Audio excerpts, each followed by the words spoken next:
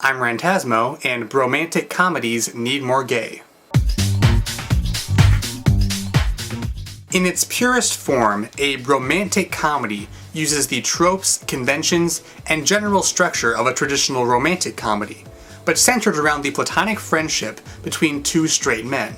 It's more or less a natural progression from the buddy movie genre that stops just short of the male characters actually making out with each other, with a couple exceptions. As far as pop culture trends go, this one hasn't really been much more than a handful of movies, most of them from the same producer, Judd Apatow. It more or less peaked with 2009's I Love You Man. And while this was a pretty good movie, complete with some interesting gay characters, it did come across as sort of a shameless cash-in on the whole Apatow bromance era. They even named it I Love You Man. That's a little like making a cyberpunk movie in the 90s and calling it It's the Future and People Wear Silly Helmets. It might seem odd that I'm even talking about this. After all, romantic comedies are nothing if not, well, straight. Aggressively straight, even. Now I know you're gay? How? How do you know I'm gay? Because you macrameed yourself a pair of jean shorts. Some might even argue that there's a hint of homophobia. Everywhere in between, yo. I said a hint. Oh, it's cool. You want to suck something. Yeah, let's just forget this movie ever happened, shall we?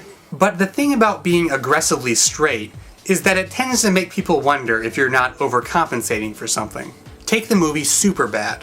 One of the more common alternative interpretations is that Jonah Hill's character is actually closeted and in love with Michael Cera's character. Now, that might seem far-fetched based on how impassionedly girl-crazy he seems to be, but there are more than a few clues to the contrary. Have you ever seen a vagina by itself? Not for me. I'm not even going to touch that whole penis drawing situation. By the end of the movie, Hill seems way more interested in his best bro than he is in his ostensible love interest. Intentional or not, there's undeniably a certain degree of sexual tension. It could very well be the first gay movie specifically targeted towards straight guys, but it could just as easily be seen as using implied gay behavior as a source of comedy. A few of the more indie efforts have actually taken the romantic comedy to the logical next level. Humpday is about straight guys who decide to star in an amateur gay porno, because that totally never happens all the time. And Spanish-speaking countries have produced a couple of movies that take steps into full-on hetero-flexible romance.